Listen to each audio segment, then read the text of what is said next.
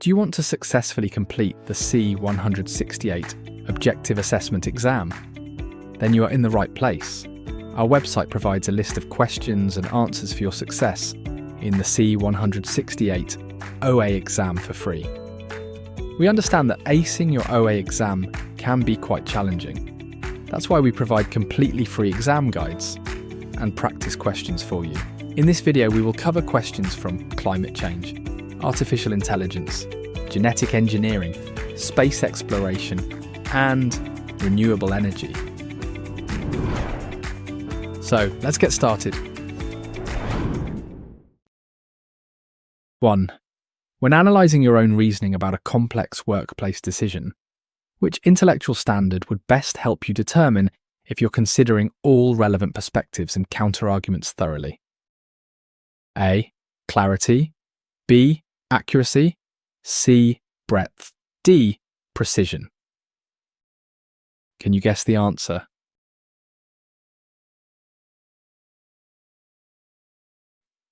Correct answer, C. Breadth. Explanation. Option C is correct because breadth ensures you examine different viewpoints and alternative approaches, preventing narrow thinking that misses important perspectives in complex decision-making processes. Option A is incorrect because clarity focuses on making your thinking understandable and unambiguous, not on considering multiple perspectives or viewpoints. Option B is incorrect because accuracy concerns whether your information and claims are factually correct, not the range of perspectives considered. Option D is incorrect because precision involves being exact and specific in your thinking, not examining various viewpoints and alternatives. Let's dive into how intellectual standards guide our critical thinking when making complex decisions. When you're facing a workplace decision with multiple angles to consider, you need to ensure you're not trapped in your own perspective. This is where the intellectual standard of breadth becomes crucial. Breadth means examining different viewpoints, alternative approaches, and counter-arguments. It's about widening your lens beyond your initial thinking. While clarity helps make thoughts understandable, accuracy ensures facts are correct, and precision makes thinking exact. Breadth specifically prevents the tunnel vision that leads to poor decisions by ensuring you've considered all relevant perspectives thoroughly. 2. A manager dismisses an employee's suggestion by saying, "You're too inexperienced to understand this industry," without addressing the actual merit of the proposal. Which fallacy is being committed? A. Red herring. B. Ad hominem. C. Straw man. D. Hasty generalization. Do you know the answer?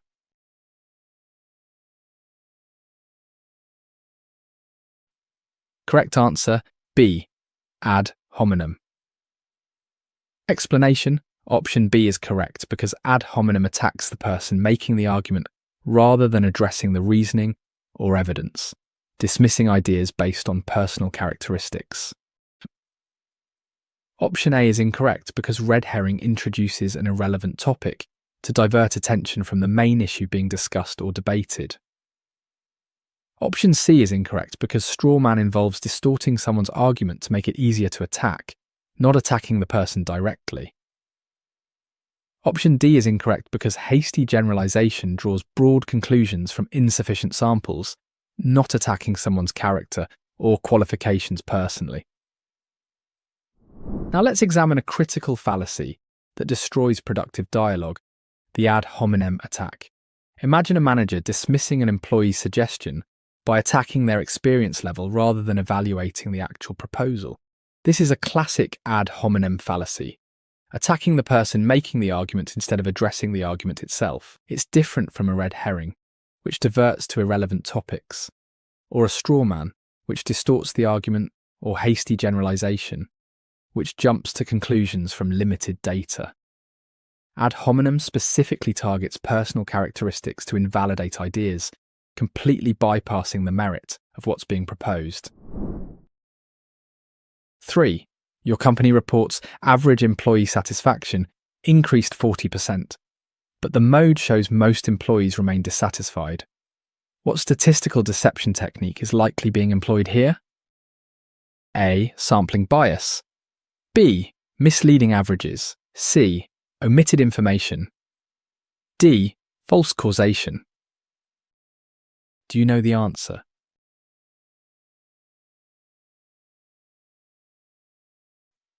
Correct answer, B. Misleading averages. Explanation. Option B is correct because using mean instead of median or mode can distort reality when extreme values skew the average, hiding what most people actually experience. Option A is incorrect because sampling bias involves selecting non-representative groups for surveys, not manipulating how averages are calculated or presented. Option C is incorrect because while information might be selective, the specific issue here is choosing which type of average best misrepresents data. Option D is incorrect because false causation incorrectly claims one thing caused another, not about how statistical averages are presented deceptively. Here's a powerful example of statistical manipulation in action. When a company reports that average satisfaction increased 40%, but the mode shows most employees remain dissatisfied, we're seeing misleading averages at work. The mean can be dramatically skewed by a few extreme values. Perhaps a handful of executives are thrilled while the majority stays unhappy. This isn't sampling bias or omitted information or false causation. It's specifically choosing which type of average to report. By using the mean instead of the mode or median, the company creates an illusion of improvement that doesn't reflect what most employees actually experience. 4. In Paul and Elder's framework, when you assume your cultural practices are inherently superior to others without examining their actual merit, you're demonstrating which barrier to critical thinking?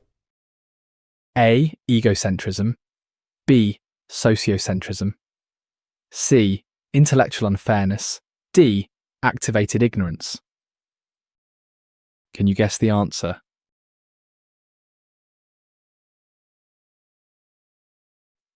Correct answer, B. Sociocentrism. Explanation. Option B is correct because sociocentrism is believing one social group is inherently superior, preventing objective evaluation of different cultural practices and perspectives fairly. Option A is incorrect because egocentrism involves viewing everything in relation to oneself personally, not one's cultural or social group collectively. Option C is incorrect because intellectual unfairness is a broader concept about not representing opposing views fairly, not specifically about cultural superiority. Option D is incorrect because activated ignorance means actively using false information you believe is true, not assuming cultural superiority without examination. Understanding sociocentrism is crucial for breaking free from cultural blindness. When you automatically assume your cultural practices are superior without examining their actual merit, you're falling into sociocentrism, the belief that your social group is inherently better. This differs from egocentrism, which is personal self-centeredness, and from intellectual unfairness or activated ignorance. Sociocentrism specifically involves group-level superiority complexes. It's like wearing cultural blinders that prevent you from objectively evaluating different practices. Paul and Elder identify this as a major barrier because it stops us from fairly assessing ideas based on their merit rather than their origin. 5. A researcher studying workplace productivity finds multiple plausible explanations for decreased output. According to critical thinking principles, what does this indicate about the causation claim? A. Evidence is insufficient. B. Rival causes exist. C. Statistics are flawed. D. Assumptions are hidden. Do you know the answer?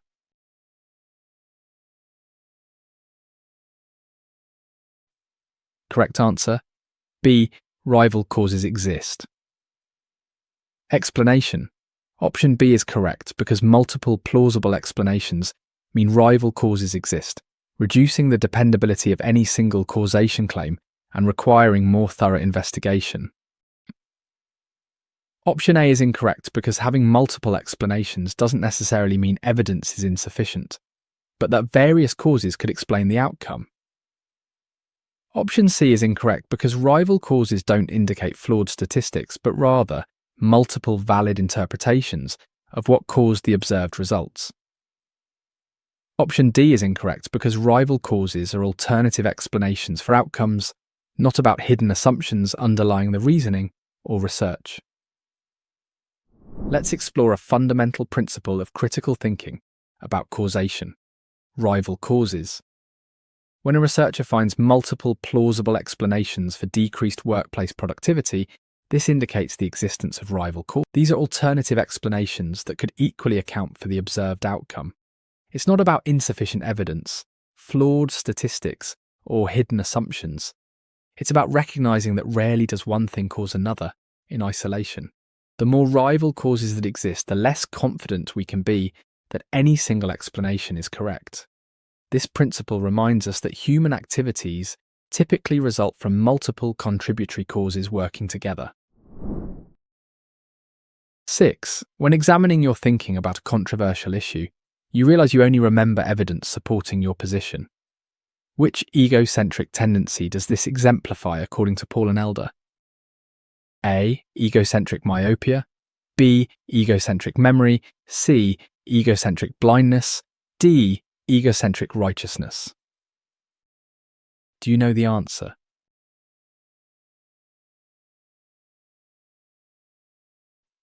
Correct answer, B. Egocentric memory. Explanation option B is correct, because egocentric memory selectively recalls only information supporting our existing beliefs, ignoring contradictory evidence that challenges our thinking patterns. Option A is incorrect because egocentric myopia involves adopting an overly narrow point of view and thinking in absolutes, not selective memory. Option C is incorrect because egocentric blindness means not seeing facts contradicting our thinking, different from selectively remembering supportive evidence only. Option D is incorrect because egocentric righteousness involves feeling superior for possessing the truth, not about selective recall of supporting evidence. Now we'll examine a specific egocentric tendency that sabotages objective thinking: egocentric memory. When you realize you only remember evidence that supports your position on a controversial issue, you're experiencing egocentric memory in action. This selective recall filters out contradictory evidence while preserving supportive information. It's distinct from egocentric myopia, which involves narrow viewpoints, egocentric blindness, which means not seeing contradictory facts, and egocentric righteousness, which is feeling superior for having the truth. Egocentric memory specifically corrupts our information base by creating a biased mental database that reinforces our existing beliefs. 7. A pharmaceutical company emphasizes 66% relative risk reduction instead of 4% absolute risk reduction for their new medication. What critical thinking concern does this raise? A. Sample size issues. B. Deceptive presentation. C. Correlation confusion. D. Authority appeal. Can you guess the answer?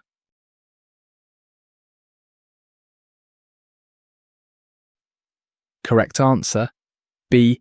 Deceptive presentation.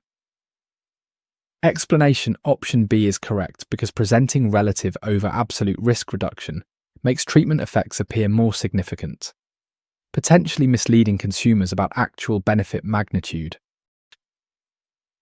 Option A is incorrect because the issue isn't about sample size adequacy, but how the same data is presented using different statistical measures.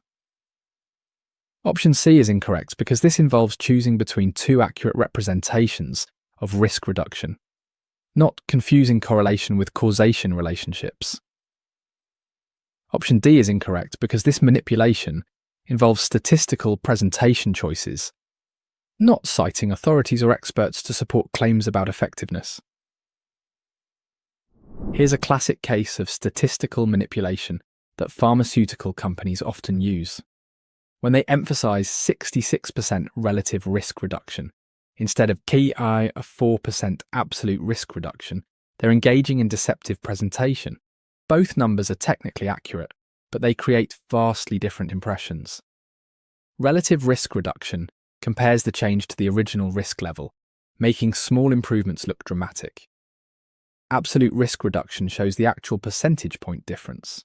This isn't about sample size, correlation confusion, or appeals to authority. It's specifically about choosing the representation that makes the benefit appear most impressive, potentially misleading patients about the true magnitude of improvement. 8. In critical thinking, what distinguishes a question of judgment from a question of fact when analysing a business problem requiring strategic planning and implementation? A. Complexity level. B. Multiple reasonable answers. C. Evidence requirements.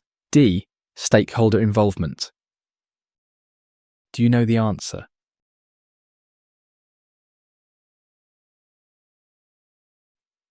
Correct answer, B. Multiple reasonable answers. Explanation. Option B is correct because questions of judgment have more than one well-reasoned answer with some better than others, unlike factual questions with single correct answers. Option A is incorrect because both judgment and factual questions can be complex. The difference lies in answer plurality, not to difficulty level. Option C is incorrect because both question types require evidence. Judgment questions need evidence from multiple systems, while facts need single system evidence. Option D is incorrect because stakeholder involvement relates to decision-making processes, not the fundamental distinction between judgment and factual question types. Understanding the distinction between questions of judgment and questions of fact is essential for strategic thinking. Questions of judgment, unlike factual questions with single correct answers, have multiple reasonable answers where some are better than others. When analysing a business problem requiring strategic planning, you're dealing with questions of judgment because different approaches could work, each with supporting evidence and reasoning. It's not about complexity level, evidence requirements, or stakeholder involvement. It's about recognising that reasonable people can reach different well-supported conclusions. This recognition shapes how we approach problem solving and evaluate competing solutions. 9. Your thinking creates meaning about events. Your feelings monitor these meanings, and your desires allocate energy toward goals. This describes which fundamental concept about mental functioning. A. Reasoning elements. B. 3 mind functions. C. Intellectual standards. D. Critical thinking traits. Can you guess the answer?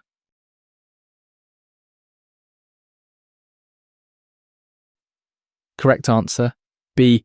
3 mind functions. Explanation. Option B is correct because the 3 mind functions, thinking, feeling, and wanting, work interdependently to create meaning, evaluate events, and direct our actions purposefully. Option A is incorrect because reasoning elements are components like purpose, information, and assumptions, not the thinking, feeling, wanting mental function triad described.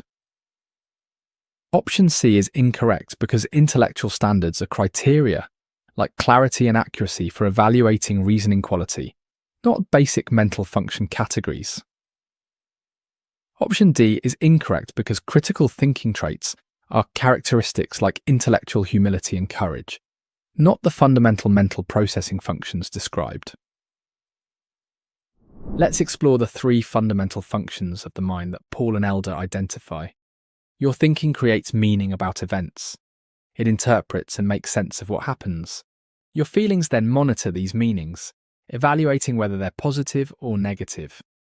Finally, your wanting or desires allocate energy toward goals based on those evaluations. These 3 functions, thinking, feeling, and wanting, work as an interconnected system. They're not reasoning elements like assumptions or inferences, not intellectual standards like clarity or accuracy, and not traits like humility or courage. They're the basic mental operations that drive all human behaviour and decision-making. 10. A student memorizes definitions without understanding their application or connections to other concepts. According to Paul and Elder, this represents which type of learning problem? A. Activated ignorance. B. Inert information. C. Shallow learning. D. Weak sense thinking. Do you know the answer?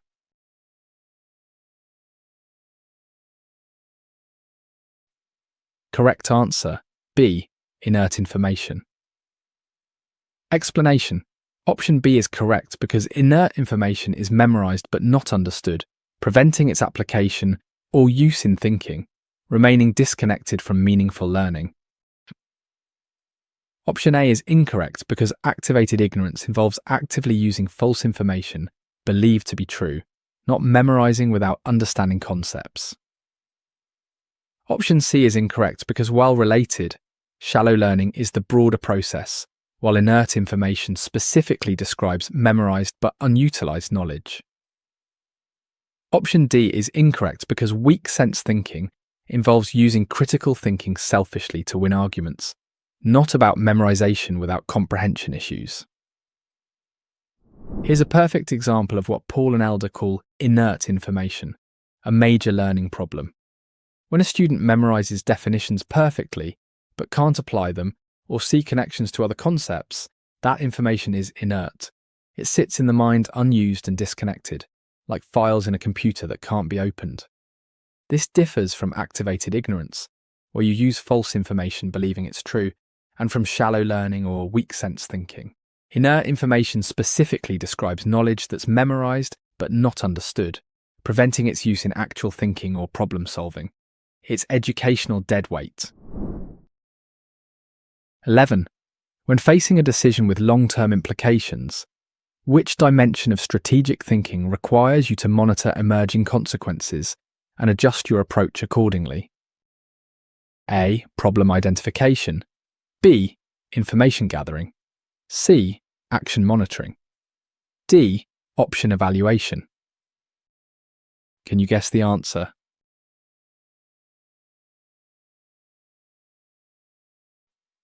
Correct answer, C. Action monitoring. Explanation. Option C is correct because monitoring implications as they emerge allows strategy adjustment based on real outcomes, essential for effective long-term decision management processes. Option A is incorrect because problem identification happens initially to recognize what needs solving, not about tracking consequences of implemented decisions. Option B is incorrect because information gathering occurs before action to inform decisions, not monitoring outcomes after implementation has begun already.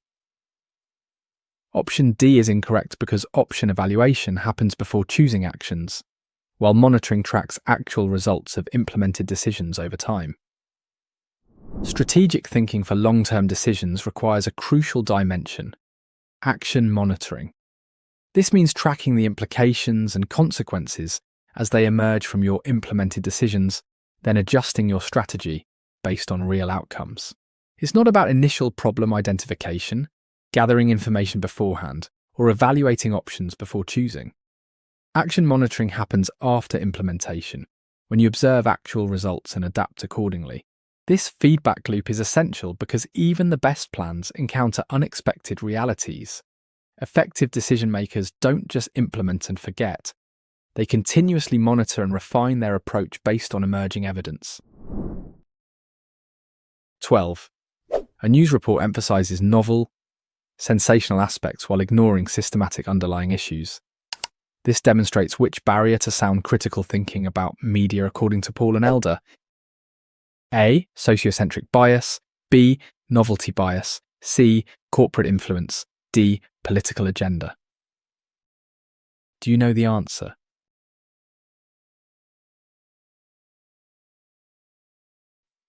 Correct answer, B. Novelty bias. Explanation. Option B is correct because media bias towards novel and sensational stories causes important systematic issues to be ignored, while dramatic events receive disproportionate coverage. Option A is incorrect because sociocentric bias involves national or cultural prejudices in reporting, not preference for sensational over systematic stories. Option C is incorrect because corporate influence affects what gets reported based on business interests, not specifically about novelty versus importance. Option D is incorrect because political agenda shapes ideological framing of stories, not the preference for sensational over substantive systematic issues. Paul and Elder identify a specific media bias that distorts our understanding of the world: novelty bias. When news reports emphasize novel, sensational aspects while ignoring systematic underlying issues, they're not just seeking ratings. They're creating a distorted picture where dramatic events overshadow important patterns. This differs from sociocentric bias about cultural superiority, corporate influence protecting business interests, or political agendas pushing ideology. Novelty bias specifically means the unusual gets coverage while critical systemic problems remain invisible. A building collapse makes headlines while deteriorating infrastructure nationwide goes unreported. This bias prevents us from addressing root causes. 13. Your team uses Mill's common factor method and finds all failed projects shared one characteristic: inadequate stakeholder communication. What does this method specifically help establish? A. Correlation strength. B. Probable cause. C. Risk factors. D. Success metrics. Can you guess the answer?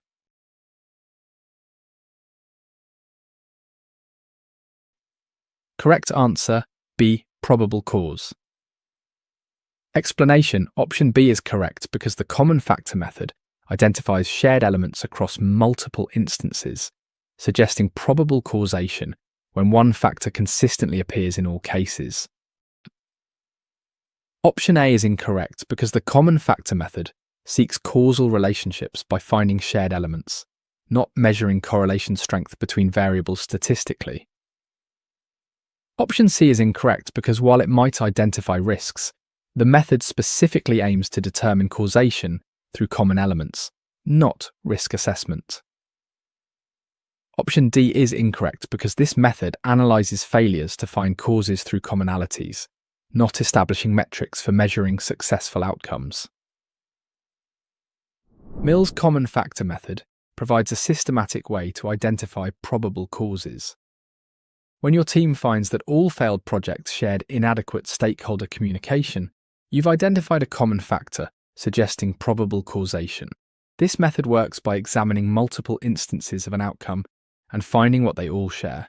It's not just measuring correlation strength statistically, identifying risk factors, or establishing success metrics. The common factor method specifically seeks causal relationships by finding the single element present in every case of the outcome. When that one factor consistently appears across all failures, it becomes your most probable cause. 14. According to Paul and Elder, which scenario best exemplifies strong sense critical thinking rather than weak sense manipulation of reasoning skills and evidence? A. Winning debates skillfully. B. Changing views when warranted. C. Defending positions effectively. D. Persuading others successfully. Do you know the answer?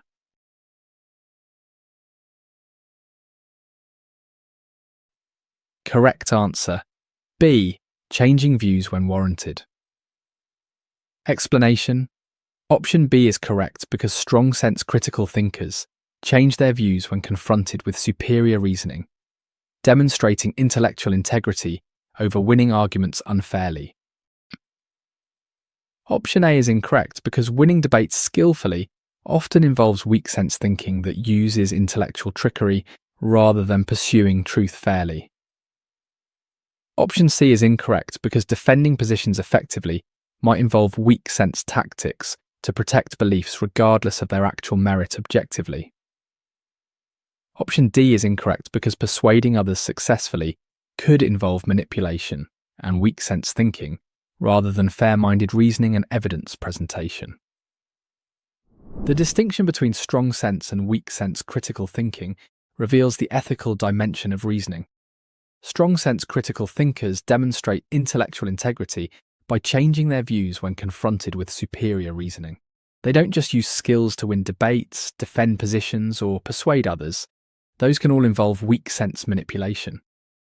The hallmark of strong-sense thinking is the willingness to abandon your position when evidence and reasoning prove it wrong. This requires intellectual courage and humility. Weak-sense thinkers use critical thinking tools selfishly to dominate arguments, while strong-sense thinkers pursue truth even when it means admitting they were wrong. 15. When you identify unstated beliefs supporting someone's argument about economic policy, you're examining which element of reasoning that serves as the foundation for conclusions. A. Implications. B. Assumptions. C. Inferences. D. Concepts. Can you guess the answer?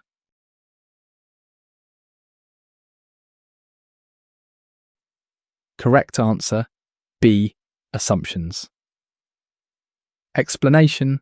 Option B is correct because assumptions are unstated beliefs taken for granted as true, forming the hidden foundation upon which arguments and conclusions rest.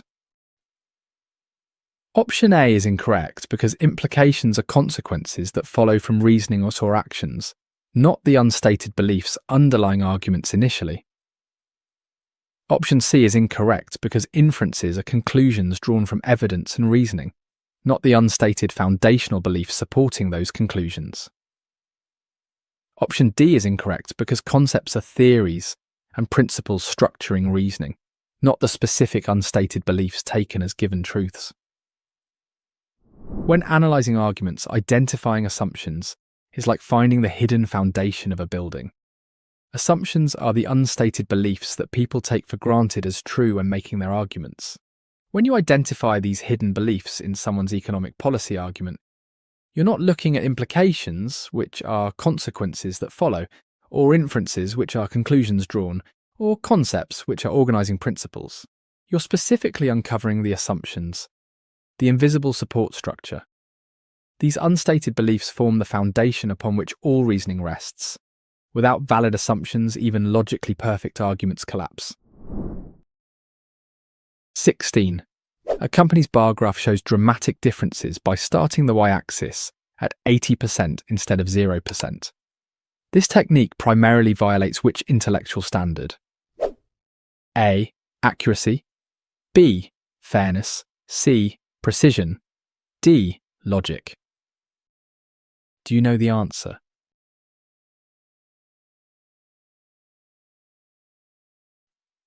Correct answer, B. Fairness. Explanation. Option B is correct because manipulating graph scales to exaggerate differences violates fairness by creating misleading visual impressions that don't represent data relationships honestly. Option A is incorrect because the data points themselves might be accurate. The issue is their deceptive visual presentation through scale manipulation. Option C is incorrect because precision involves exactness in measurement and expression, not about whether visual representations fairly depict data relationships. Option D is incorrect because the logic of the data isn't flawed. Rather, the visual presentation unfairly exaggerates differences through scale manipulation. Graph manipulation is a powerful tool for deception that violates the intellectual standard of fairness. When a company starts their y-axis at 80% instead of 0%, they're not changing the accuracy of the data points. Those remain correct. They're violating fairness by creating a misleading visual impression. Small differences appear dramatic when the scale is compressed. This isn't about precision in measurement or logical data relationships. It's about fair representation. The visual impact shapes perception more than the numbers themselves. By manipulating scales, companies make minor variations look like major changes, fundamentally misrepresenting the truth through technically accurate data. 17. You're analysing why reasoning failed in a project. Which approach best demonstrates second-order thinking about the thinking process that led to poor outcomes? A. Listing what went wrong. B. Blaming team members. C. Examining reasoning patterns. D. Gathering more data. Can you guess the answer?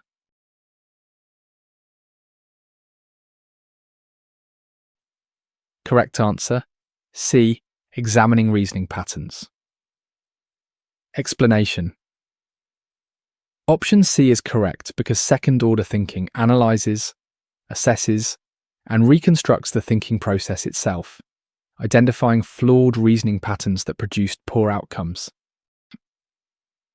Option A is incorrect because listing problems identifies outcomes without analysing the thinking processes and reasoning that created those problematic results.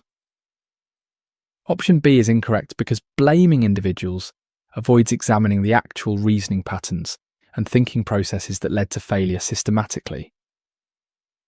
Option D is incorrect because gathering data provides more information but doesn't analyse the thinking process that led to poor decision-making. Second-order thinking is thinking about thinking, a metacognitive process essential for learning from failure. When analysing why a project failed, examining reasoning patterns demonstrates second-order thinking. You're not just listing what went wrong or blaming people or gathering more data. You're analysing the thinking process itself that led to poor outcomes. This means identifying flawed assumptions, recognising biased interpretations, and understanding how reasoning broke down. First-order thinking sees the failure. Second-order thinking examines the mental processes that created it. This deeper analysis reveals systemic thinking problems that mere data collection would miss. 18. Research shows a correlation between ice cream sales and drowning incidents. What critical thinking principle helps avoid concluding ice cream causes drowning? A. Sample size requirements. B. Rival cause consideration. C. Statistical significance. D. Randomization necessity. Do you know the answer?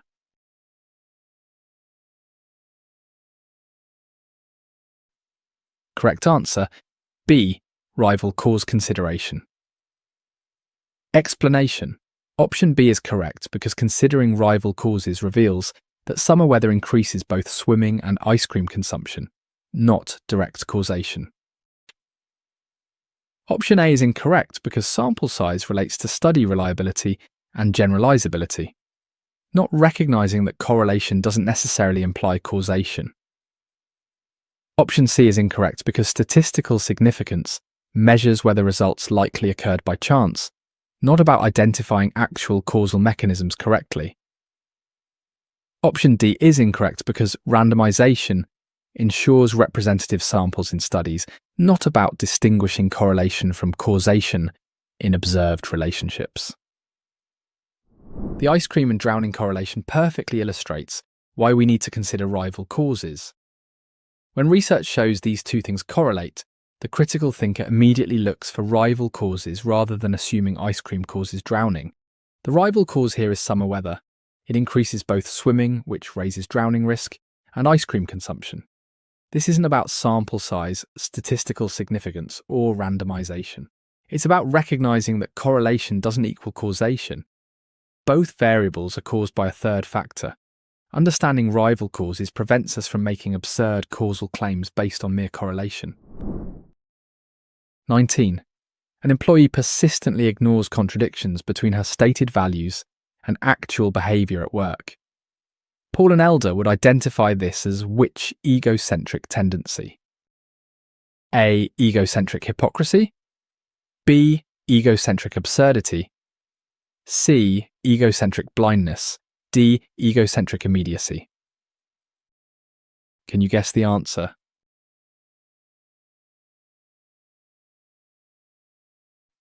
Correct answer, A. Egocentric hypocrisy. Explanation. Option A is correct because egocentric hypocrisy involves ignoring inconsistencies between beliefs and behaviours or between public standards and private actions consistently. Option B is incorrect because egocentric absurdity means failing to recognise when thinking has absurd consequences, not about behaviour value inconsistencies specifically. Option C is incorrect because egocentric blindness involves not seeing contradictory facts and evidence, not ignoring one's own behavioural inconsistencies. Option D is incorrect because egocentric immediacy involves overgeneralizing from immediate events, not about ignoring contradictions between values and actions. Egocentric hypocrisy is one of the most damaging tendencies Paul and Elder identified because it allows us to live in contradiction. When an employee persistently ignores contradictions between her stated values and actual behaviour, she's demonstrating egocentric hypocrisy. This isn't egocentric absurdity, which fails to recognise absurd consequences, or egocentric blindness, which doesn't see contradictory facts, or egocentric immediacy, which overgeneralizes from current events. Egocentric hypocrisy specifically involves maintaining inconsistencies between what we claim to believe and how we actually act.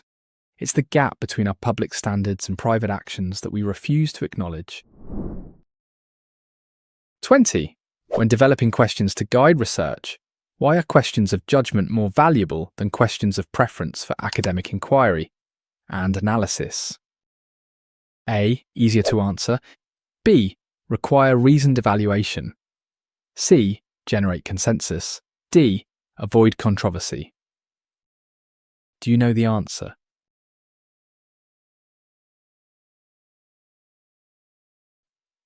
Correct answer. B. Require reasoned evaluation. Explanation. Option B is correct because questions of judgment require evidence and reasoning from multiple systems with competing answers, promoting deeper analysis than subjective preference questions. Option A is incorrect because questions of judgment are actually more challenging, requiring analysis of competing well-reasoned answers, not easier responses. Option C is incorrect because judgment questions often have competing reasonable answers that don't generate consensus but encourage critical evaluation instead. Option D is incorrect because judgment questions often involve controversial topics requiring careful reasoning, not avoiding controversy through subjective preferences only. For academic inquiry, questions of judgment far surpass questions of preference in value because they require reasoned evaluation. Questions of preference are subjective, your favourite colour or food choice. These generate no real analysis. Questions of judgment, however, demand evidence and reasoning from multiple systems with competing answers that can be evaluated. They don't seek easy answers or consensus or avoid controversy. Instead, they embrace complexity and controversy because that's where deep learning happens. When you ask, what's the best approach to reduce poverty, you're inviting rigorous analysis, not personal opinion. This distinction shapes the quality of academic research. 21. A politician claims crime increased 300% last year without providing actual numbers. Which statistical deception technique makes it impossible to assess the claim's significance? A. Misleading percentages. B. Deception by omission. C. Biased sampling. D. False averaging. Can you guess the answer?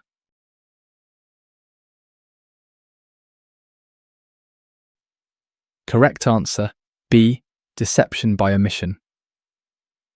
Explanation. Option B is correct, because omitting absolute numbers prevents assessing whether the increase is from 2 to 8 crimes or 200 to 800, making significance impossible to judge. Option A is incorrect because while the percentage might seem alarming, the core issue is missing context through omitted absolute numbers entirely.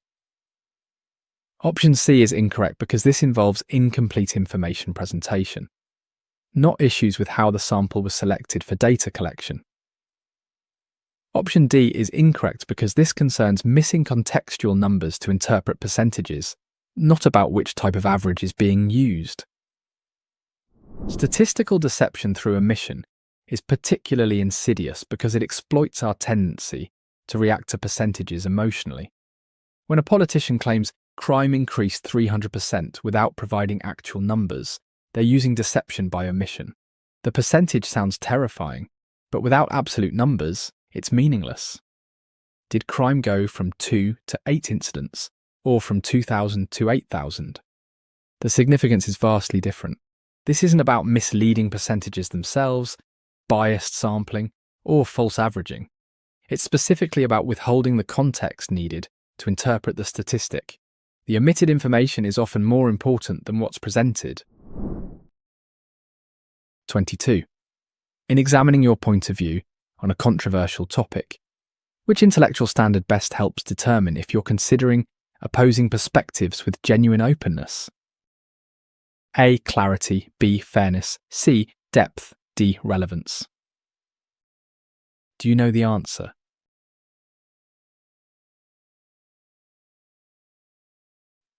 Correct answer B. Fairness. Explanation: option B is correct because fairness requires considering all viewpoints equally without bias, which is essential for genuinely open examination of opposing perspectives on controversial topics.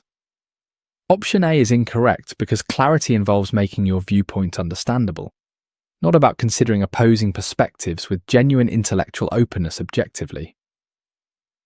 Option C is incorrect because depth involves thoroughness in exploring complexities, not specifically about fair consideration of opposing viewpoints and perspectives. Option D is incorrect because relevance determines if information pertains to the issue, not whether opposing views receive fair, open-minded consideration. When examining controversial topics, the intellectual standard of fairness becomes paramount for genuine understanding. Fairness requires considering all viewpoints equally without bias, essential for genuinely open examination of opposing perspectives. It's not about clarity, which makes your viewpoint understandable, or depth, which explores complexities, or relevance, which ensures information pertains to the issue. Fairness specifically demands that you give opposing views the same rigorous consideration you give your own. This means representing them accurately, understanding their strongest arguments, and evaluating them by the same standards. Without fairness, you're not thinking critically, you're just defending prejudices. 23. Your analysis reveals your company's problem has multiple contributing factors rather than one cause. This finding best demonstrates which critical thinking principle about causation. A. Correlation complexity. B. Statistical variation. C. Multiple contributory causes. D. Systematic bias. Can you guess the answer?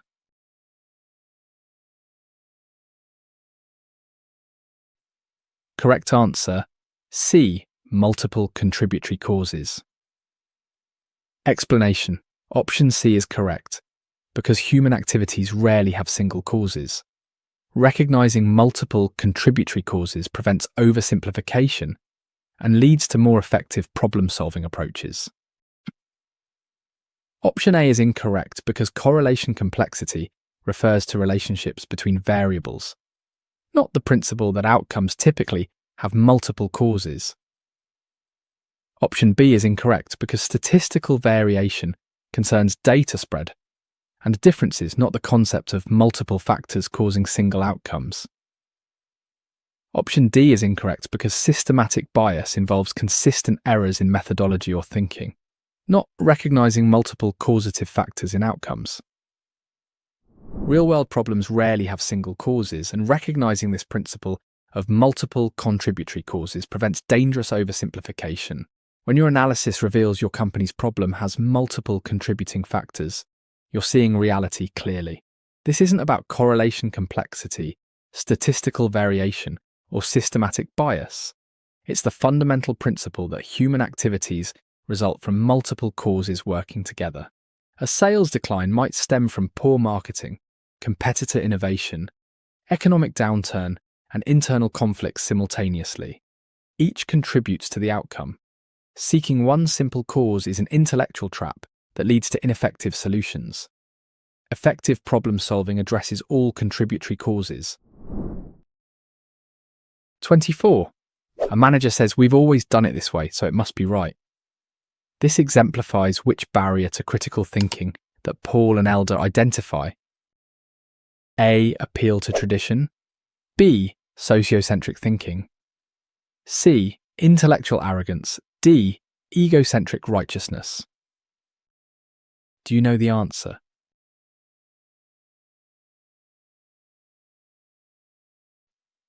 Correct answer, B. Sociocentric thinking. Explanation: option B is correct, because sociocentric thinking accepts group practices as inherently correct without questioning, preventing critical evaluation of established methods and traditions. Option A is incorrect because while tradition is invoked, the deeper issue is sociocentrism, which is accepting group practices without critical examination or questioning. Option C is incorrect because intellectual arrogance involves overconfidence in one's reasoning abilities, not blind acceptance of traditional group practices. Option D is incorrect because egocentric righteousness involves feeling personally superior for having truth, not accepting group traditions without questioning them. The appeal to tradition masquerading as wisdom represents sociocentric thinking at its most stubborn. When a manager says, "We've always done it this way, so it must be right," they're demonstrating sociocentric thinking, accepting group practices as inherently correct without questioning. While this invokes tradition, the deeper issue isn't just tradition itself, but sociocentrism. It's not intellectual arrogance or egocentric righteousness about personal beliefs. It's the assumption that your group's established methods are automatically valid. This prevents critical evaluation of whether traditional approaches still serve their purpose or have become obsolete. Sociocentric thinking makes tradition sacred rather than practical. 25. You're evaluating evidence for a claim. The evidence comes from personal testimonials rather than systematic research. What quality criterion does this evidence primarily lack? A. Relevance. B. Objectivity. C. Clarity. D. Consistency. Can you guess the answer?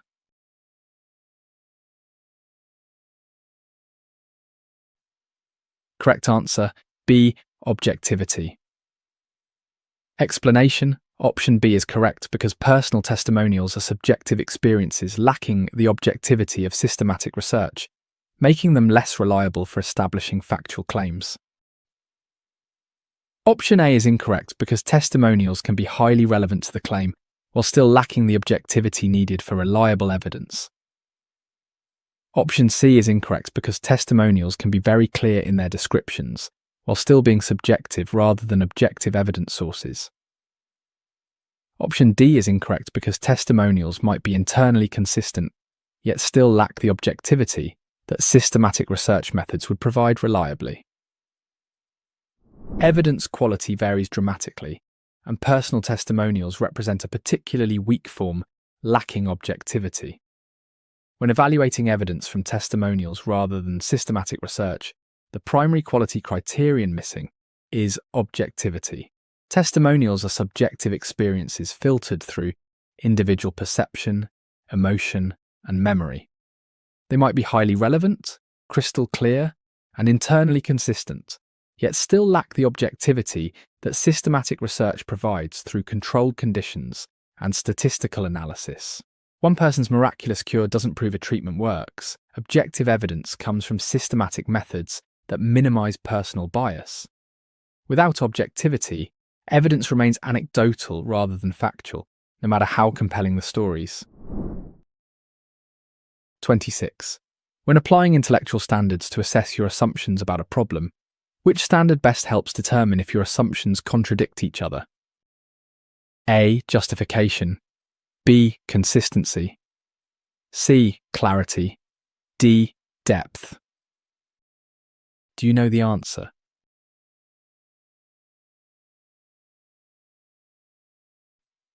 Correct answer, B. Consistency.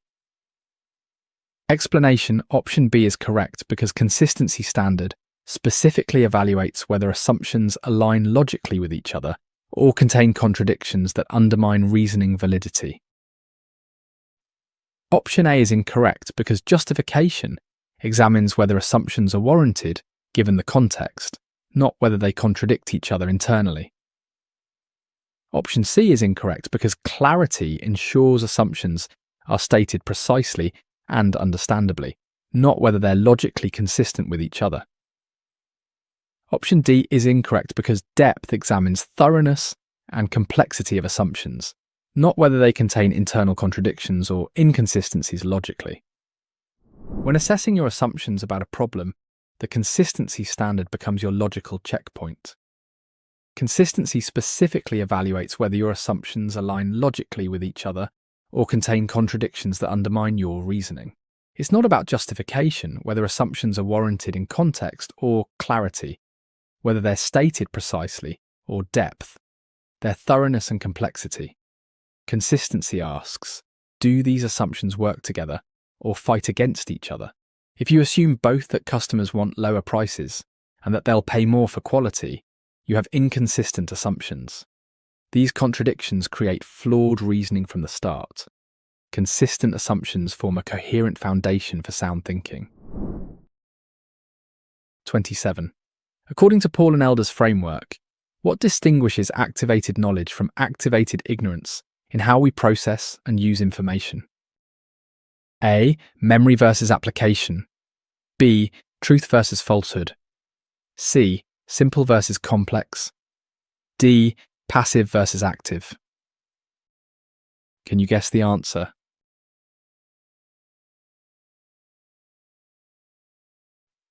Correct answer, B. Truth versus falsehood. Explanation. Option B is correct because activated knowledge uses true information, leading to more knowledge, while activated ignorance uses false information we mistakenly believe is true. Option A is incorrect because both involve active application of information. The distinction is whether that information is true or false fundamentally. Option C is incorrect because both can involve simple or complex information. The key difference is the truth value of actively used information. Option D is incorrect because both are activated, meaning actively used. The distinction lies in whether the information being used is true. Paul and Elder make a crucial distinction between two types of activated information, and it all comes down to truth versus falsehood. Activated knowledge uses true information that leads to more knowledge, creating an upward spiral of understanding. Activated ignorance uses false information we mistakenly believe is true, leading us deeper into error. Both involve active application. This isn't about memory versus application, or simple versus complex, or passive versus active. The critical difference is the truth value of what we're actively using. When you act on false beliefs thinking they're true, you're not just wrong, you're actively making things worse. Truth versus falsehood determines whether our mental activity enlightens or misleads. 28. A survey reports findings from a small, non-random sample as representative of the entire population. This primarily violates which requirements for valid statistical data? A. Clarity and precision. B. Random and sufficient. C. Current and relevant. D. Accurate and complete. Do you know the answer?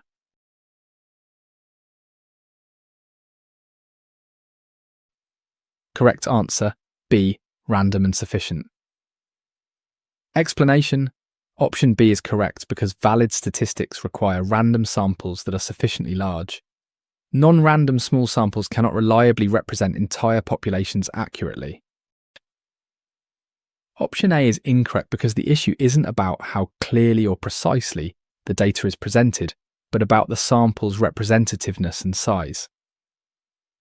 Option C is incorrect because, while important, the fundamental problem here is sample quality, not data currency or relevance. Option D is incorrect because the data might be accurate for the sample studied. The issue is generalizing from an inadequate sampling methodology. Valid statistical data requires two fundamental conditions that cannot be compromised. The sample must be both random and sufficient. When a survey uses a small, non-random sample, but claims to represent the entire population, it violates both requirements simultaneously. Random means representative. Every member of the population has an equal chance of selection. Sufficient means large enough to produce reliable results. This isn't about clarity and precision of presentation, or currency and relevance, or even accuracy and completeness of the data itself. A perfectly accurate survey of your friends doesn't represent everyone. Without randomness and sufficient size, statistics become meaningless numbers that mislead rather than inform. 29. Your colleague dismisses alternative solutions, saying, "That's too complicated. Let's keep it simple." Which egocentric tendency does this demonstrate according to Paul and Elder? A. Egocentric oversimplification. B. Egocentric myopia. C. Egocentric immediacy. D. Egocentric blindness. Can you guess the answer?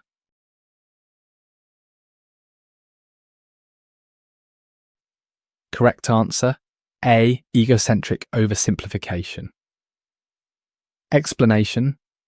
Option A is correct because egocentric oversimplification ignores complexity to embrace simplicity that conforms to existing views, avoiding challenging but necessary complex thinking. Option B is incorrect because egocentric myopia involves narrow viewpoints and absolute thinking, not specifically avoiding complexity for comfortable simplicity preferences. Option C is incorrect because egocentric immediacy involves overgeneralizing from immediate events, not rejecting complexity in favor of simple solutions deliberately. Option D is incorrect because egocentric blindness means not seeing contradictory evidence, not actively choosing simplicity over necessary complexity in solutions. Egocentric oversimplification is the mental laziness that Paul and Elder warn against, the tendency to avoid necessary complexity. When your colleague dismisses alternative solutions, saying, "That's too complicated, let's keep it simple," they're demonstrating egocentric oversimplification. This isn't egocentric myopia, with its narrow viewpoints, or immediacy, with its overgeneralization, or blindness that doesn't see contradictory evidence. It's specifically choosing comfortable simplicity over necessary complexity. Complex problems require complex solutions, but our ego prefers simple answers that don't challenge our existing mental models. This tendency prevents genuine problem solving by avoiding the intellectual work required for real understanding. 30. In critical thinking, why is understanding the interrelationship among thoughts, feelings, and desires essential for improving the quality of your reasoning? A. Emotions always distort logic. B. Feelings reveal hidden biases. C. Each influences the others. D. Desires determine conclusions. Do you know the answer?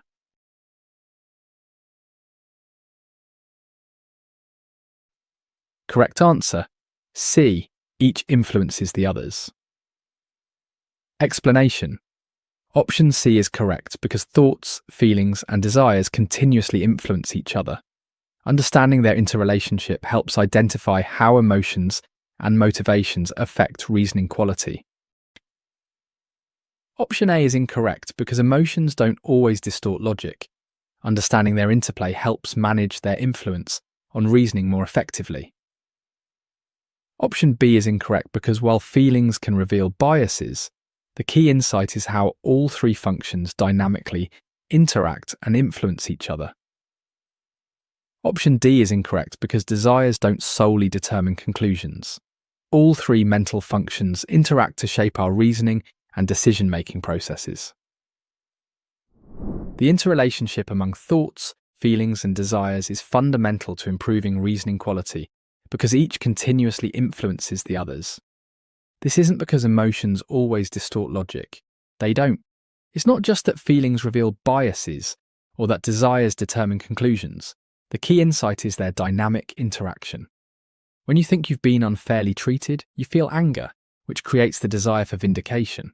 That desire then influences your next thoughts, creating a cycle. Understanding this interplay helps you recognize when emotions are driving reasoning and when reasoning is creating emotions. This awareness allows you to intervene in the cycle and improve your thinking quality. 31. A company uses the concomitant variation method, finding customer satisfaction scores vary directly with response time improvements. This method specifically helps establish what? A. Baseline metrics. B. Pattern relationships. C. Quality standards. D. Performance gaps. Can you guess the answer?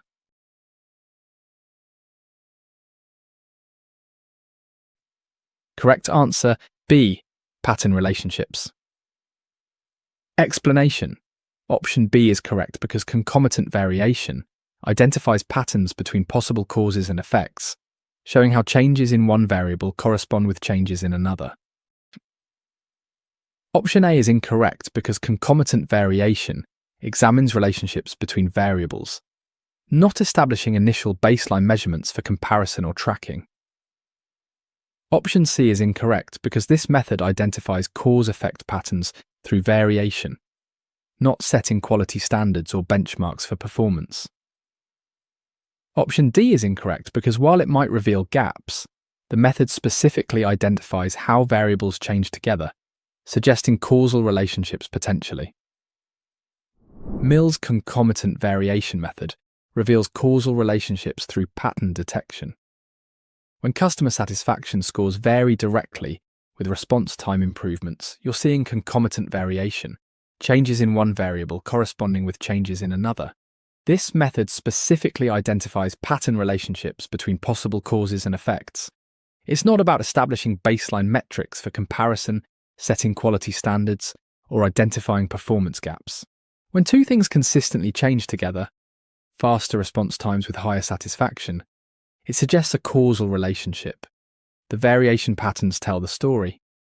Unlike the common factor method that finds constants, concomitant variation tracks how variables dance together, revealing their connection. 32. When Paul and Elder describe fair-minded critical thinkers, which behaviour most clearly distinguishes them from skilled manipulators using weak-sense critical thinking? A. Superior argumentation skills. B. Extensive subject knowledge. C. Empathizing with opposing views. D. Persuasive communication ability. Do you know the answer?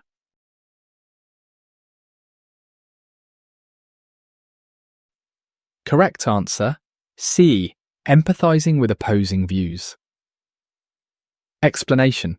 Option C is correct because fair-minded thinkers genuinely empathize with and consider opposing viewpoints, unlike manipulators who dismiss or distort opposing views for advantage. Option A is incorrect because both fair-minded thinkers and skilled manipulators can have superior argumentation skills. Intent and fairness differ fundamentally. Option B is incorrect because knowledge alone doesn't distinguish fair-minded from manipulative thinking. It's how that knowledge is applied ethically. Option D is incorrect because persuasive ability can serve either fair-minded or manipulative purposes. The distinction lies in ethical application methods. The defining characteristic that separates fair-minded critical thinkers from skilled manipulators is their ability to genuinely empathize with opposing views. This isn't about having superior argumentation skills. Both types can argue brilliantly. It's not about extensive knowledge or persuasive ability. Manipulators often excel at both. The crucial difference is that fair-minded thinkers genuinely consider and empathize with viewpoints that challenge their own, while manipulators dismiss or distort opposing views to win. They step into others' shoes intellectually, understanding the reasoning from the inside. This empathy isn't weakness. It's the strength that enables truth-seeking over victory-seeking. 33. Your reasoning leads to an unexpected implication that contradicts your initial goal. According to critical thinking principles, what should this prompt you to examine? A. Information accuracy. B. Logical connections. C. Statistical validity. D. Source credibility. Can you guess the answer?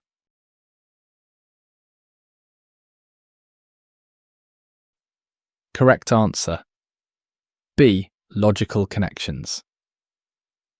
Explanation. Option B is correct, because contradictory implications suggest flawed logical connections in reasoning.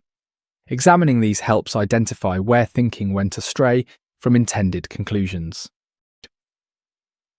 Option A is incorrect because while information might be wrong, contradictory implications specifically indicate problems with reasoning structure and logical connections made. Option C is incorrect because contradictory implications point to reasoning flaws rather than statistical calculation or interpretation problems specifically occurring here. Option D is incorrect because source credibility affects information quality, but contradictory implications indicate logical reasoning problems, not source reliability issues. When your reasoning produces an unexpected implication that contradicts your initial goal, it's a red flag signaling broken logical connections. This specific situation calls for examining the logical connections in your reasoning chain.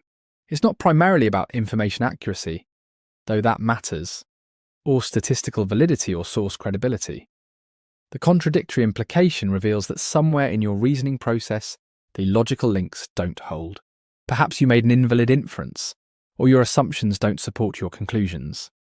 Like a mathematical proof where the answer contradicts the hypothesis, contradictory implications indicate flawed logical structure. Tracing back through your logical connections reveals where the reasoning went astray. 34. A presenter shows only successful case examples while ignoring failures. This selective use of evidence primarily demonstrates which thinking problem according to critical thinking principles. A. Hasty generalization. B. Confirmation bias. C. Sampling error. D. Statistical manipulation. Do you know the answer?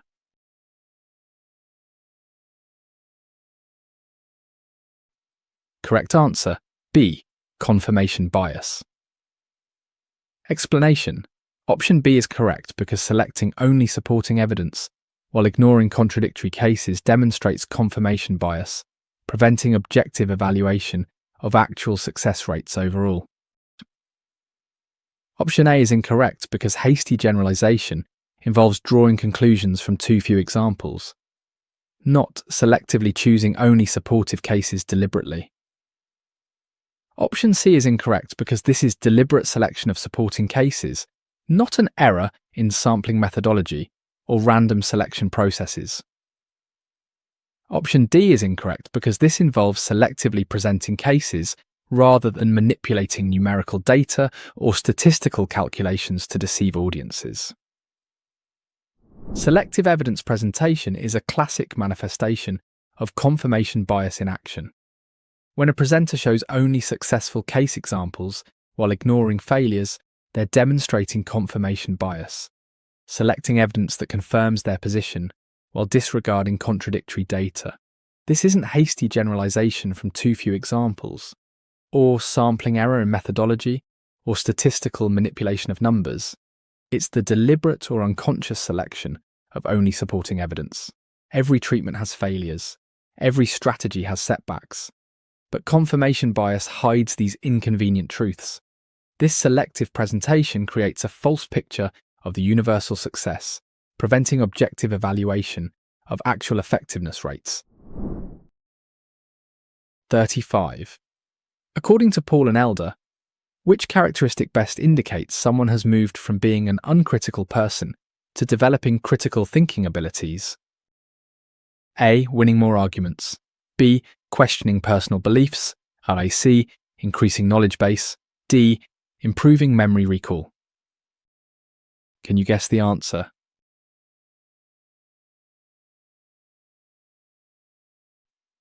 Correct answer. B. Questioning personal beliefs. Explanation.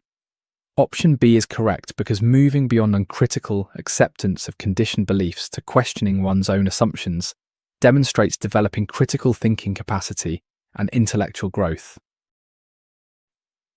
Option A is incorrect because winning arguments might indicate manipulation skills rather than genuine critical thinking development and fair-minded reasoning abilities.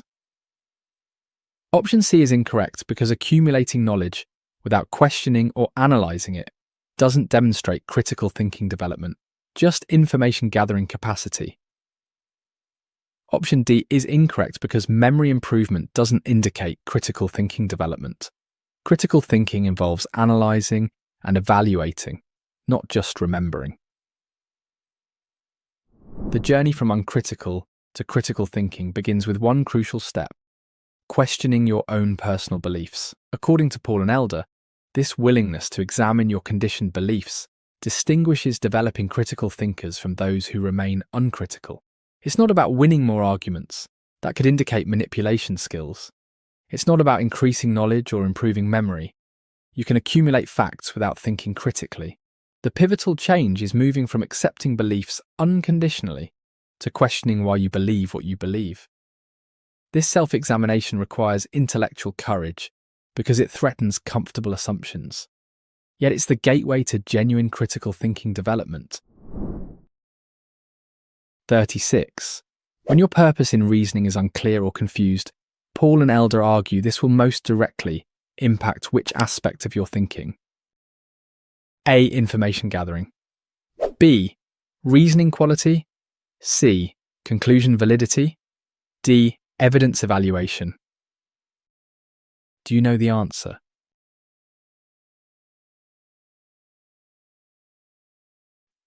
Correct answer, B. Reasoning quality.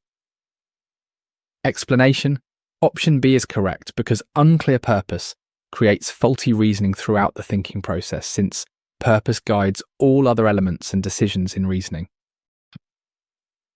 Option A is incorrect because while purpose affects information gathering, the primary impact is on overall reasoning quality that guides the entire process. Option C is incorrect because conclusion validity is affected, but this results from the broader impact on overall reasoning quality throughout thinking. Option D is incorrect because evidence evaluation is influenced by purpose, but the fundamental impact is on total reasoning quality and coherence. Purpose is the North Star of reasoning. When it's unclear or confused, everything that follows suffers.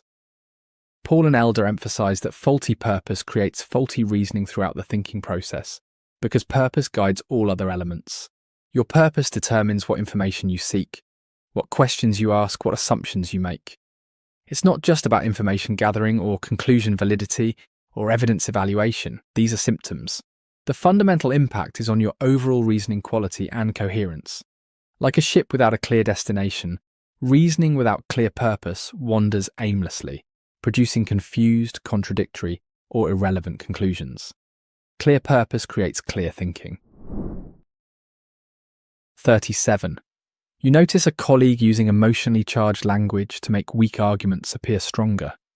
This represents which type of fallacious reasoning according to critical thinking principles? A. Appeal to fear. B. Lower-level rhetoric. C. Circular reasoning. D. False analogy. Can you guess the answer?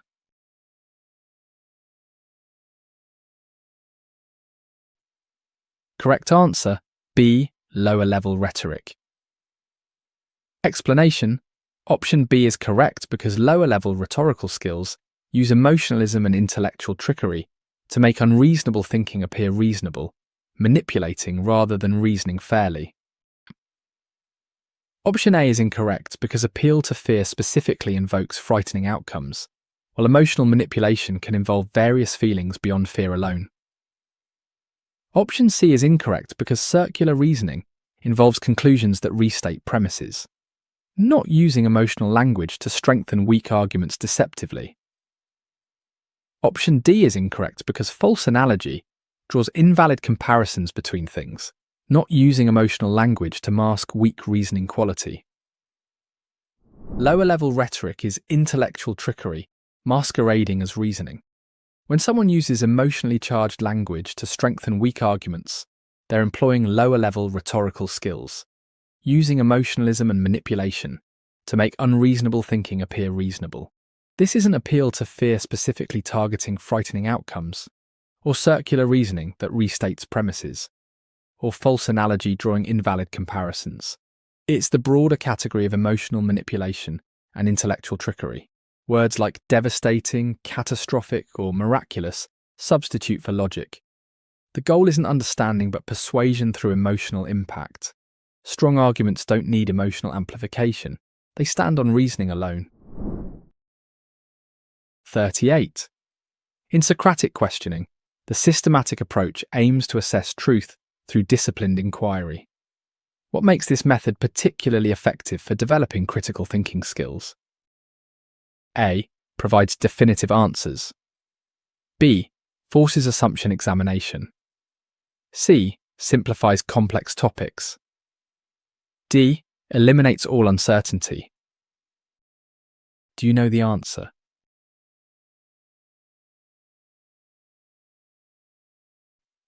Correct answer, B. Forces assumption examination. Explanation. Option B is correct because Socratic questioning systematically reveals and examines underlying assumptions, helping develop critical thinking by exposing hidden beliefs affecting reasoning quality. Option A is incorrect because Socratic questioning aims to explore thinking deeply, rather than providing definitive answers to questions or problems directly. Option C is incorrect because this method often reveals complexity rather than simplifying topics, encouraging deeper analysis of seemingly simple issues thoroughly. Option D is incorrect because Socratic questioning often increases awareness of uncertainty and complexity rather than eliminating it through systematic inquiry processes. Socratic questioning remains one of the most powerful tools for developing critical thinking because it forces assumption examination. This systematic, disciplined approach doesn't provide definitive answers or simplify complex topics or eliminate uncertainty. Instead, it reveals the hidden assumptions underlying our thinking. Through persistent questioning. Why do you think that? What assumes that? Could the opposite be true? Socratic method exposes beliefs we take for granted. It often increases awareness of complexity and uncertainty rather than reducing them. This discomfort is productive. It shows where our thinking lacks foundation. By forcing assumption examination, Socratic questioning builds the mental discipline essential for critical thinking. 39. A news outlet consistently frames stories to support national interests while dismissing foreign perspectives. Paul and Elder would identify this as which specific media bias? A. Sociocentric thinking. B.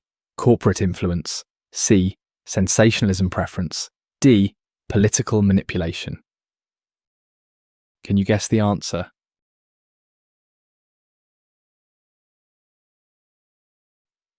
Correct answer, A. Sociocentric thinking. Explanation. Option A is correct because sociocentric thinking in media reflects national and cultural bias, presenting one society's perspective as superior while dismissing others' viewpoints. Option B is incorrect because corporate influence shapes coverage based on business interests, not specifically promoting national superiority over foreign perspectives consistently. Option C is incorrect because sensationalism preference involves choosing dramatic over important stories, not systematic bias, favouring national over foreign perspectives. Option D is incorrect because political manipulation serves partisan agendas, while sociocentric bias specifically involves cultural and national superiority assumptions systematically. Media bias takes many forms, but sociocentric thinking in news coverage systematically distorts international perspectives. When outlets consistently frame stories to support national interests while dismissing foreign viewpoints, they're demonstrating sociocentric thinking, presenting their society's perspective as inherently superior. This isn't corporate influence protecting profits, sensationalism chasing ratings, or political manipulation serving parties. It's specifically the cultural and national superiority assumption that our way is the right way. Foreign successes get downplayed, their failures emphasized. Our problems have explanations, theirs reveal character flaws. This sociocentric lens prevents audiences from understanding global issues objectively. 40. Your team's reasoning process moves from gathered information to making inferences to identifying implications. If the inferences are flawed, what happens to the implications? A. Remain valid independently. B. Become unreliable. C. need statistical verification. D. Require peer review. Do you know the answer?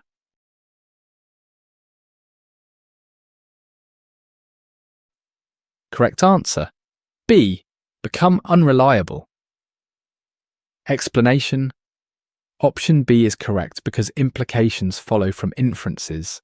Flawed inferences produce unreliable implications since each reasoning element depends on the quality of previous elements. Option A is incorrect because implications cannot remain valid independently when they're derived from flawed inferences in the reasoning chain logically. Option C is incorrect because statistical verification won't fix implications derived from flawed inferences. The logical foundation itself is compromised fundamentally here. Option D is incorrect because peer review might identify problems, but doesn't change that implications from flawed inferences are inherently unreliable logically. Reasoning elements build upon each other in a dependent chain, where flaws cascade through the system. When your team's inferences are flawed, the implications derived from them become unreliable. This is because implications follow from inferences. They're the consequences and extensions of our conclusions. If you incorrectly infer that customers want cheaper products when they actually want better quality, all implications about pricing strategy become unreliable. The implications can't remain valid independently because they're built on faulty foundations. Statistical verification, or peer review, might identify the problem, but can't fix implications derived from flawed inferences. The logical chain is broken. 41. According to critical thinking principles, what makes qualitative evidence fundamentally different from quantitative evidence in supporting claims about human behavior and experience? A. Statistical significance. B. Sample size requirements. C. Meaning over measurement. D. Objectivity levels. Do you know the answer?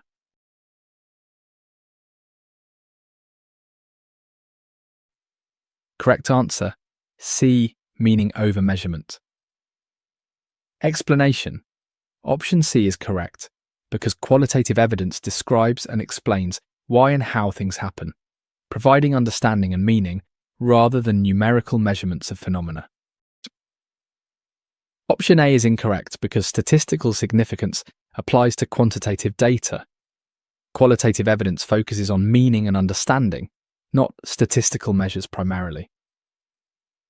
Option B is incorrect because both types can require adequate samples. The distinction is meaning versus measurement, not sample size requirement specifically.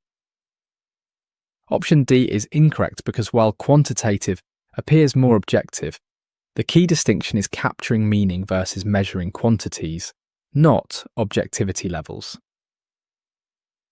Qualitative evidence serves a fundamentally different purpose than quantitative evidence. It captures meaning over measurement. When studying human behavior and experience, qualitative evidence describes and explains the why and how, providing understanding rather than numbers. It's not about statistical significance, which applies to quantitative data, or sample size requirements, which both types need, or objectivity levels. The key distinction is that qualitative evidence seeks to understand meaning, why people act as they do, how they experience events, what significance they attach to situations. While quantitative evidence counts and measures, qualitative evidence interprets and explains. Both are valuable, serving different purposes in understanding complex human phenomena. 42. When Einstein said, "Unthinking respect for authority is the greatest enemy of truth," which critical thinking principle was he advocating for academic disciplines? A. Question accepted knowledge. B. Reject all expertise. C. Trust empirical data. D. Avoid theoretical frameworks. Can you guess the answer?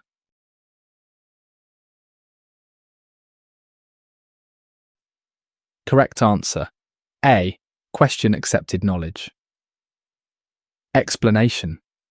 Option A is correct because Einstein advocated questioning established knowledge and authority in fields, essential for advancing understanding beyond current accepted disciplinary boundaries effectively. Option B is incorrect because questioning authority doesn't mean rejecting all expertise, but rather examining accepted knowledge critically for potential improvements. Option C is incorrect because while data matters, Einstein's point was about questioning authoritative claims regardless of their basis, including empirical foundations. Option D is incorrect because Einstein developed theoretical frameworks himself. He advocated questioning authority, not avoiding theoretical thinking or frameworks entirely. Einstein's warning that unthinking respect for authority is the greatest enemy of truth advocates for questioning accepted knowledge in every field. He wasn't saying reject all expertise, or trust only empirical data, or avoid theoretical frameworks. Einstein himself developed revolutionary theories. He was advocating for critical examination of established knowledge, regardless of its source or standing. Even the most respected authorities can be wrong. Fields advance when someone questions what everyone knows to be true. Relativity challenged Newton, whom everyone revered. This principle means examining accepted knowledge critically, not accepting it simply because authorities proclaim it. Progress requires questioning, not blind acceptance. 43. A student can recite economic theories perfectly, but cannot apply supply and demand concepts to real market situations. This exemplifies which learning problem Paul and Elder identify. A. Shallow learning. B. Weak retention. C. Poor comprehension. D. Limited transfer. Do you know the answer?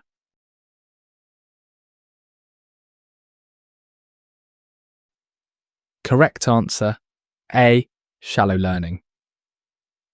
Explanation. Option A is correct because shallow learning involves memorization without deep understanding, preventing application of concepts to new situations despite perfect recitation ability demonstrated. Option B is incorrect because the student retains information well enough to recite it. The problem is depth of understanding, not memory retention. Option C is incorrect because while comprehension is limited, the specific issue Paul and Elder identify is shallow versus deep learning approaches fundamentally. Option D is incorrect because limited transfer is a symptom. The root problem Paul and Elder identify is shallow learning lacking deep conceptual understanding. Perfect recitation without application represents the quintessential shallow learning problem Paul and Elder identify. When students can recite economic theories flawlessly but can't apply supply and demand to real markets, they're demonstrating shallow learning, memorization without deep understanding. While they retain information well enough to recite it, the problem isn't retention, or simple comprehension issues or limited transfer as symptoms. The root problem is shallow versus deep learning approaches. Shallow learning treats knowledge as isolated facts to memorize. Deep learning understands connections, applications, and implications. Without deep conceptual understanding, knowledge remains surface level, unable to inform real-world thinking or problem-solving. 44. Your organization's actual practices significantly diverge from its stated ideals and principles. According to Paul and Elder, recognizing this gap between ideal and real serves what critical thinking purpose? A. Justifies current practices. B. Enables realistic critique. C. Proves failure inevitability. D. Demonstrates loyalty limits. Can you guess the answer?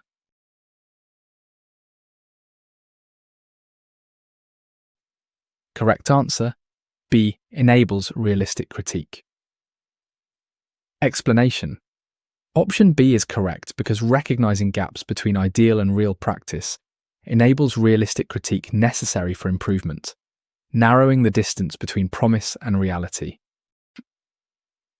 Option A is incorrect because recognizing gaps should prompt improvement efforts, not justify continuing practices that fall short of stated organizational ideals. Option C is incorrect because gaps between ideal and real don't prove failure is inevitable, but identify areas needing improvement through critical evaluation. Option D is incorrect because true loyalty involves recognizing weaknesses to improve them, not defending current practices or setting loyalty limits arbitrarily. Recognizing the gap between organizational ideals and actual practices serves a crucial critical thinking purpose. It enables realistic critique necessary for improvement. Paul and Elder emphasize that this recognition doesn't justify current practices or prove failure is inevitable or demonstrate loyalty limits. Instead, it creates the foundation for meaningful change. You can't fix what you won't acknowledge. When organizations recognize they fall short of their stated principles, they can begin narrowing that gap. This isn't about accepting mediocrity, but about honest assessment as the starting point for progress. True loyalty means recognizing weaknesses to improve them, not defending practices that betray stated values. 45. When analysing an argument, you find the conclusion merely restates the initial premise in different words. Which logical fallacy does this circular structure represent?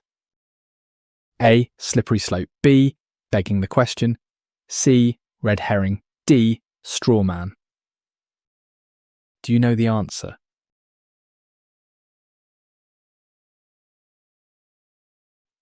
Correct answer, B. Begging the question. Explanation: option B is correct because begging the question occurs when reasoning assumes what it's trying to prove, with conclusions simply restating premises without actual support. Option A is incorrect because slippery slope predicts inevitable negative consequences from initial actions, not circular reasoning that restates premises as conclusions. Option C is incorrect because red herring introduces irrelevant topics to distract from main issues, not circular reasoning within the argument itself. Option D is incorrect because straw man misrepresents opponents' arguments to attack them more easily, not using circular reasoning structure internally. Begging the question is perhaps the most circular of logical fallacies. It's reasoning that chases its own tail. When an argument's conclusion merely restates its premise in different words, it begs the question.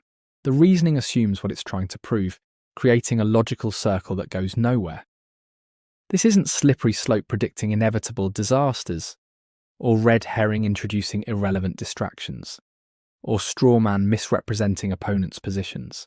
It's specifically circular reasoning where the conclusion is hidden in the premises. We should trust him because he's trustworthy proves nothing. The argument needs external support, not self-referential validation. Circular reasoning creates an illusion of logic without substance. 46. Mill's process of elimination method for determining causation works by systematically ruling out non-causal factors. When is this method most reliable for establishing actual causation? A. Multiple causes exist. B. Variables are controlled. C. Patterns are complex. D. Evidence is qualitative. Can you guess the answer?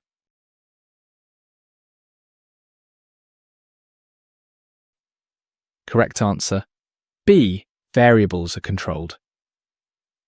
Explanation: option B is correct because the process of elimination works best when variables can be controlled and systematically eliminated, allowing confident identification of actual causal factors. Option A is incorrect because multiple causes complicate the elimination process, making it harder to isolate single causal factors through systematic elimination alone. Option C is incorrect because complex patterns make elimination difficult. The method works best with simpler, more controlled situations and clear variables.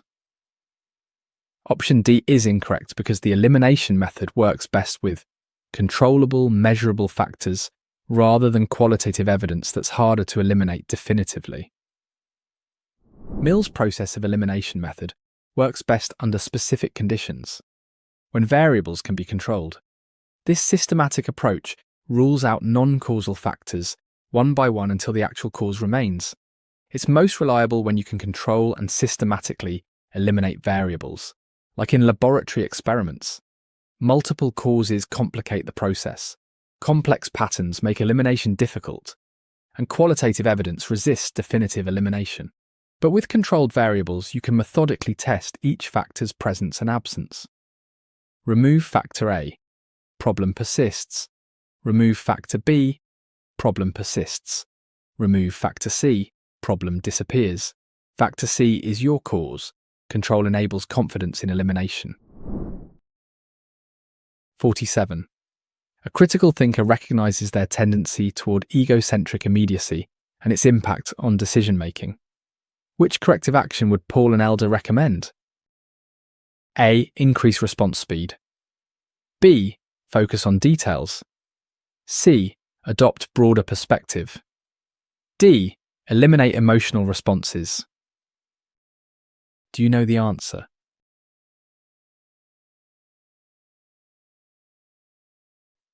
Correct answer, C. Adopt broader perspective. Explanation. Option C is correct because egocentric immediacy overgeneralizes from immediate events. Adopting broader perspectives keeps both positive and negative events in proper context. Option A is incorrect because increasing response speed would worsen egocentric immediacy by reducing time for reflection and broader perspective consideration thoroughly. Option B is incorrect because focusing on details doesn't address the overgeneralization problem. Broader perspective, not narrower focus, counters immediacy bias. Option D is incorrect because eliminating emotions isn't realistic or necessary. The solution is maintaining perspective on immediate events' actual significance. Egocentric immediacy makes mountains out of molehills and disasters out of setbacks. Paul and Elder's corrective action is adopting a broader perspective. This tendency overgeneralizes from immediate events, letting today's success or failure define everything. The correction isn't increasing response speed, which worsens the problem, or focusing on details, which narrows perspective further, or eliminating emotions, which is neither realistic nor necessary.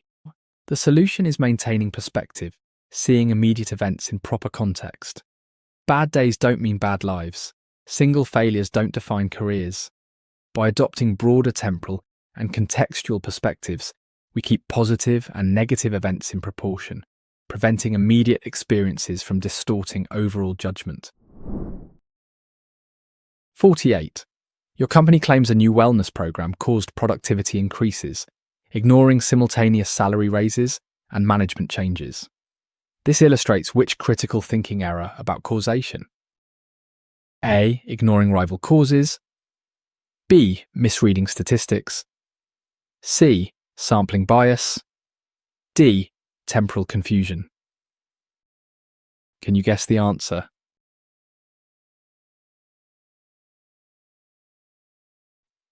Correct answer, A. Ignoring rival causes. Explanation. Option A is correct because failing to consider rival causes like salary raises and management changes that could explain productivity increases demonstrates flawed causal reasoning. Option B is incorrect because the issue isn't statistical interpretation, but failing to consider alternative explanations for observed productivity improvements occurring simultaneously. Option C is incorrect because this isn't about sample selection, but about recognizing multiple plausible explanations for the observed outcome of increased productivity. Option D is incorrect because while timing matters, the core issue is ignoring other simultaneous changes that could cause the observed productivity improvements. Claiming single causation while ignoring simultaneous changes perfectly illustrates the critical thinking error of ignoring rival causes. When your company attributes productivity increases solely to the wellness program, while ignoring simultaneous salary raises and management changes, they're failing to consider rival causes. This isn't about misreading statistics or sampling bias or temporal confusion. It's specifically about recognizing that multiple plausible explanations exist for the observed outcome. The salary raises might motivate workers. New management might improve processes. The wellness program might help.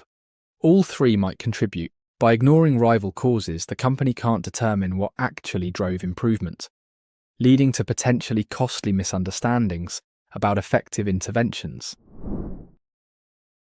49. According to Paul and Elder's framework, developing intellectual courage as a critical thinking trait primarily helps you overcome which specific barrier to sound reasoning? A. Information overload. B. Conformity pressure. C. Logical errors. D. Memory limitations. Do you know the answer?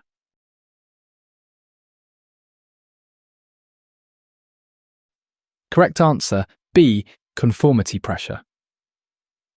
Explanation: option B is correct because intellectual courage enables standing against conformity pressure, expressing unpopular views, and challenging accepted beliefs despite potential negative social consequences. Option A is incorrect because intellectual courage addresses social and psychological barriers, not technical challenges like managing excessive information or data. Option C is incorrect because logical errors require intellectual skills and knowledge to correct, not courage to overcome social or psychological barriers. Option D is incorrect because memory limitations are cognitive constraints requiring different strategies, not courage to overcome social conformity pressures effectively. Claiming single causation while ignoring simultaneous changes perfectly illustrates the critical thinking error of ignoring rival causes. When your company attributes productivity increases solely to the wellness program, while ignoring simultaneous salary raises and management changes, they're failing to consider rival causes. This isn't about misreading statistics or sampling bias or temporal confusion. It's specifically about recognizing that multiple plausible explanations exist for the observed outcome. The salary raises might motivate workers. New management might improve processes. The wellness program might help. All three might contribute. By ignoring rival causes, the company can't determine what actually drove improvement, leading to potentially costly misunderstandings about effective interventions. 50. When examining how concepts organize and structure content within a discipline, which critical thinking approach best helps identify connections between seemingly unrelated topics? A. Memorizing definitions precisely. B.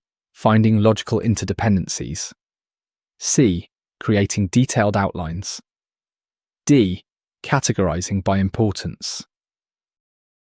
Can you guess the answer?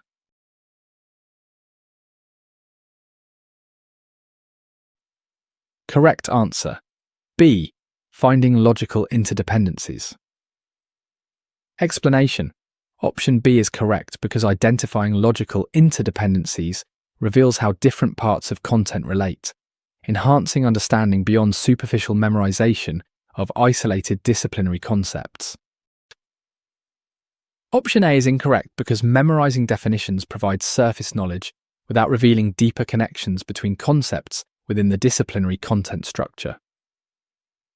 Option C is incorrect because outlines organize information hierarchically, but don't necessarily reveal logical connections between different concepts and content areas.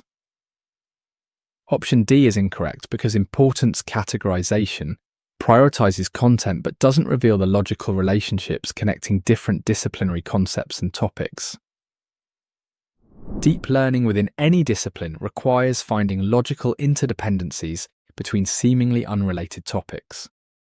This approach reveals how different parts of content relate, creating understanding beyond superficial memorization. It's not about memorizing definitions precisely, though accuracy matters, or creating detailed outlines which organize hierarchically without showing connections, or categorizing by importance, which prioritizes without revealing relationships. Finding logical interdependencies means discovering how concepts link together, how supply and demand connects to price theory, market structure, and economic cycles. These connections transform isolated facts into integrated knowledge. When you understand how ideas logically connect, you can navigate the entire discipline rather than just reciting its parts. You have reached the end of our first question set. For the free complete exam preparation, visit our website link in the description, where you find thousands more practice questions and comprehensive study guides. Thanks for studying with us today. See you in the next video.